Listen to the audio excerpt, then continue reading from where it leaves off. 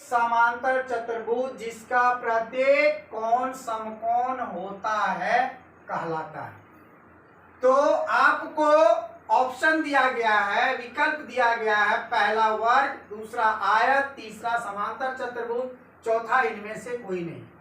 बताए गए परिभाषा में हमने बताया है कि जिसका प्रत्येक कोण समकोण होता है वो दो ही आकृति है, दो चतुर्भुज है, एक तो वर्ग, दूसरा आयत।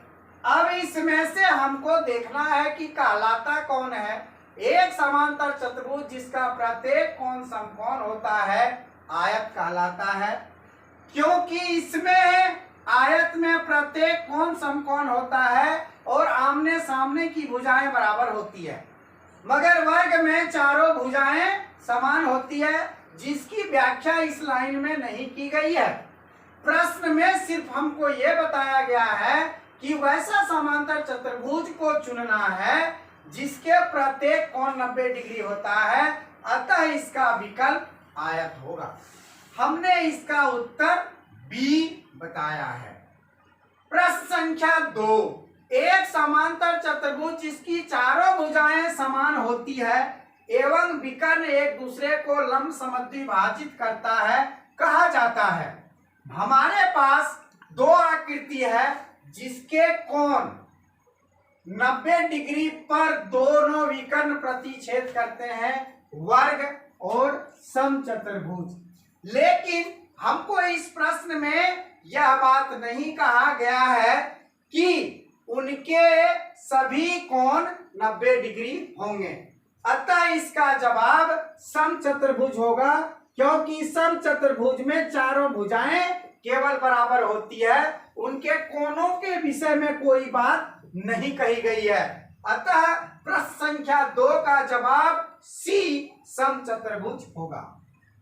प्रश्न संख्या 3, वैसा चतुर्भुज जिसका केवल एक भुजाओं का युग्म समांतर होता है। एक भुजाओं का युग्म समलंब चतुर्भुज की परिभाषा में हमने व्याख्या किया है, वैसा चतुर्भुज जिसकी केवल एक युग्म समांतर हो उसे समलंब चतुर्भुज कहते हैं।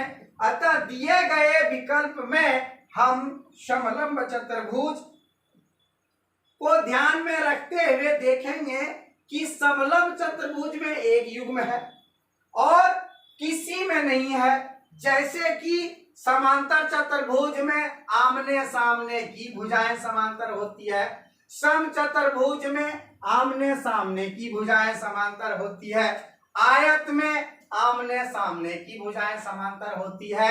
लेकिन परिभाषा के अनुसार समलंब चतुर्भुज में केवल एक ही युग्म समांतर होता है, अतः प्रश्न 3 का समुचित विकल्प सी होगा। प्रश्न संख्या 4, चतुर्भुज के चारों कोणों का योग होता है। जब मैंने व्याख्या किया था तो बताया था कोई भी चतुर्भुज को अगर हम एक विकर्ण मिला देते हैं तो दो त्रिभुजों में बंट जाता है। एक त्रिभुज के तीनों कोणों का योग 180 डिग्री, तो दो त्रिभुज के तीनों कोणों का योग 360 डिग्री होगा। प्रश्न संख्या 5, जो बहुत ही महत्वपूर्ण प्रश्न है, इस प्रश्न को लगभग केवल 8वीं बोर्ड में ही नहीं बल्कि यह प्रतियोगिता परीक्षाओं में भी पूछी जाती है। वैसा चतुर्भुज जिसकी प्रत्येक भुजा तो समान है। ये एक हमने चतुर्भुज बनाया जिसमें ए बी बराबर बी सी बराबर सी डी बराबर ए डी, लेकिन इसमें प्रत्येक कोण असमान है। कोण A is not equal to कोण B, is not equal to कोण C, is not equal to कोण डी, यानी कि यह एक ऐसा चतुर्भुज जिसके प्रत्येक कोण असमान है मगर प्रत्येक भुजा बराबर है। तो ऐसे चतुर्भुज को क्या कहेंगे?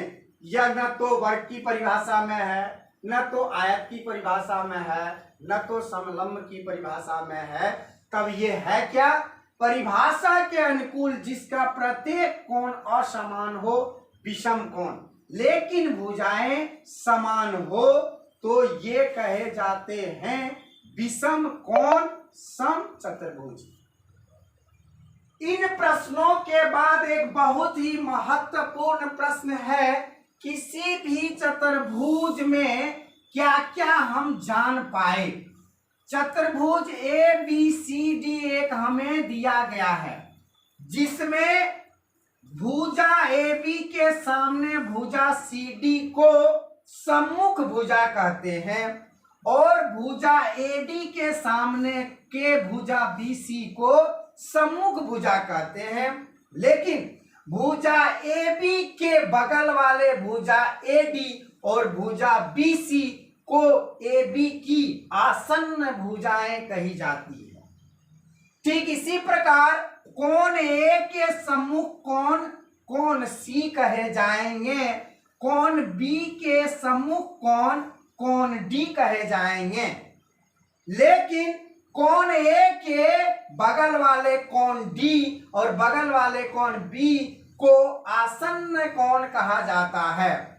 तो जिस तरह किसी चतुर्भुज में सामने की भुजा को सम्मुख भुजा, बगल वाले भुजा को आसन्न भुजा, ठीक उसी प्रकार कोण के सामने की कोण को सम्मुख कोण और कोण के बगल वाले कोण को आसन्न कोण कहा जाता है।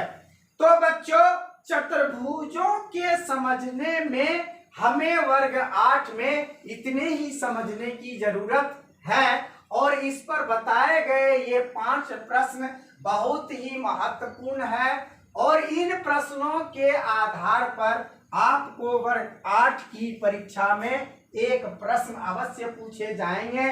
तो बच्चों, आज आप पढ़े चतुर्भुजों को समझना।